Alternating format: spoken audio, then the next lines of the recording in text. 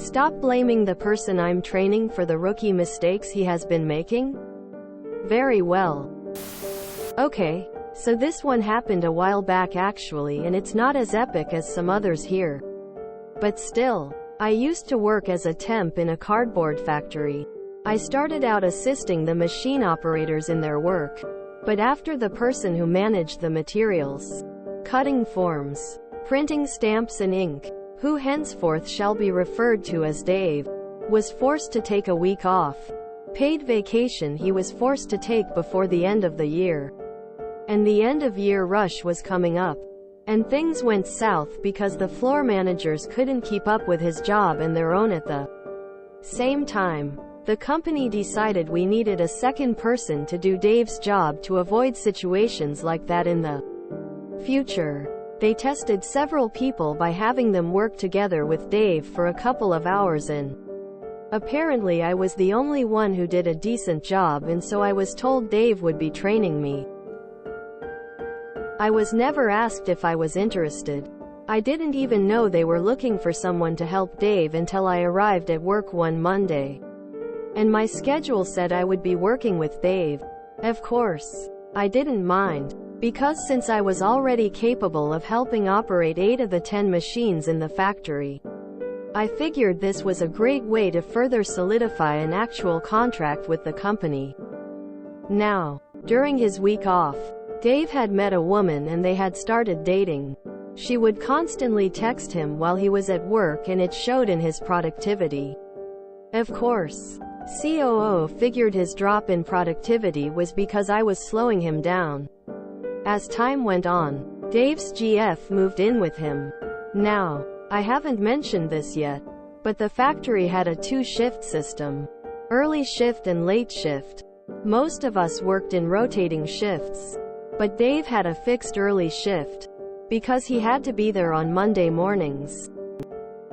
Now, this meant Dave and his GF could never go out on weekdays and even had to go to bed quite early. So Dave requested to be put back on rotating shifts once he had finished training me. The COO said he would look into it, but kept giving Dave excuses. So Dave started interviewing for another job. Then came the day me and Dave were called into the COO's office and got yelled at for not pulling our weight and stuff like that. One of the things mentioned was repeated tardiness. Dave couldn't deny that one. He had overslept several times in the last few months. But I had only been tardy once, because of a flat tire. So, wanting to set the record straight, I tried to interject about my flat tire, and the COO snapped at me to keep my trap shut while he's talking. So after his rant and he dismisses us from his office, I once again bring up the flat tire and he just snaps at me again that I should have just avoided having a flat tire. That was the last drop for Dave. He got home, wrote his letter of resignation, mailed it to the COO, and accepted one of the job offers he had gotten that week. For the next 3 months I'm stuck doing all the work on my own. Also during this time, due to a change in the laws in my country, I might become homeless, unless I get a contract. So I start asking the COO for a contract, since I've been there 2.5 years as a temp at that point. Just like with Dave, he keeps giving me excuses. After an incident with them refusing any vacation time request I put in that included a Monday, they finally gave me someone to train to be my second. Let's call him Abdul. About a month after I started training Abdul, I get called into the floor manager's office. Apparently a mistake was made somewhere, and he asks me how that happened. Now that was the first week I was letting Abdul work independently without me constantly telling him what to do. So I tell the FM that Abdul had done that job and I had not yet had the chance to inspect his work. The FM grumbles but just dismisses me. A week later I get called in again for a similar situation. So again I point out that Abdul is learning and mistakes will be made. So this time the FM blows up at me that I have to stop blaming everything on Abdul, and if I blame one more mistake on Abdul being a rookie, he's getting me fired. This is where the compliance comes in. Around this same time, me and Abdul were put in opposing shifts. My first order of business every day would be to double-check all of Abdul's work and fix any mistakes. I couldn't inform him of his mistakes, so he kept making them. Abdul also started to get sneaky. You see, part of our tasks had to be done in an area of the factory where only the two of us would frequently go. So Abdul would do all the work that was to be done where people could see him work, leaving me with all the tasks behind the scenes, meaning I was never anywhere to be found. We also had these big barrels of ink, which were hooked up to a machine that mixed the basic colors of ink into other colors. Abdul had always refused to change these barrels when they were empty. He would usually state he hadn't had time, even though making sure those barrels aren't empty was a priority job. This eventually all culminates into a moment about 8 months after Dave left, where I am once again called into the COO's office. I'm thinking I'm finally getting my contract after 3 years as a temp. I'm also convinced Abdul got a contract the week before, though Abdul and the COO have always denied that. Instead, I'm told I'm fired. The COO also goes out of his way to inform me that he's been wanting to fire me for 6 months now, because he blames me for Dave quitting, but was asked not to by the floor managers until I had trained someone to replace me, and they considered Abdul to be ready to do the job now. He also told me that he did appreciate the work I did. He just had a problem with me personally. After my meeting with the COO, I make my round of the factory to inform my coworkers that I have been fired and to say goodbye.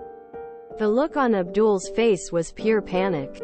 He suddenly realized that despite me demonstrating how to change those ink barrels, he had never actually done it himself, and as such didn't remember how to do it. A week after I left, I got a message from one of my former coworkers that the entire factory was looking to go to the COO's office and demand they rehire me, because Abdul was not only doing a poor job, but he was also being a megalomaniac. I told her not to bother, because if they did rehire me, it would only make the COO hate me even more. Several months after, another former coworker informed me that not even a month after I was fired, Abdul was demoted back to assistant machine operator, and one of the floor managers had to take over his tasks full-time. TLDR. Boss wants to fire me because he hates me. Manager tells him to wait until I've trained someone. Manager yells at me for mistakes my trainee made and tells me to stop blaming my trainee. I start secretly fixing my trainee's mistakes. Manager thinks the trainee is doing a good job and allows the COO to fire me. Everyone finds out the trainee is actually incapable of doing the job because he was relying on me to do all the work. I hope you found another job in housing. I think you need to send a message or email to the CEO. I hear you fired the wrong person. It's a shame you have no idea what's going on in the factory floor. Good luck. What ended up happening afterwards? Were you able to find a home and stable employment? Bad crafters have bad tools. Bad managers have bad workers. You should let them then, when they had no choice but to try and rehire, hold them over the fire, like getting rid of the idiot who made this mess because he wanted to yell and not listen. Nice. Forget about that place. Your story is very well written. Clear. Mostly concise. Easy to read. Very easy to relate to. Unfortunately. And gives a sense of your personality based on those things. I think you'd do a great job anywhere, but should test out a writing, blogging career.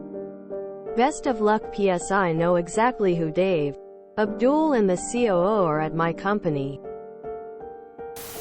Homeless because you don't have a contract with your job? And you're still considered a temp after 3 years? Where in the hell are you? Sad story, but where's the malicious compliance? How is this malicious compliance? What else were you gonna do when they fired you? Say nope and keep working? Wishing I heeded your warning about it not being epic. Hope things turn around for you. Sounds like you deserve it. Shame life doesn't always work out that way. But we can hope nonetheless. Satisfying story 2. Weird JD. Apply at your old job just to remind them how dumb they are. Don't actually go back to it. Just keep applying. Ah, the life in corrugated manufacturing. Never train anyone to do your job until you have been hired as a permanent worker. Even after you are hired, never train anyone to do more than the bare minimum of what you do. No time-saving tricks or tips. Only the hardest back-breaking way to do around 65% of the work. You being the only one to swiftly and completely do your job will mean job security for you. If you enjoyed this video, please check out our playlists full of similar content. Epic Eracast is like doom scrolling for your ears. Please like, share, and subscribe.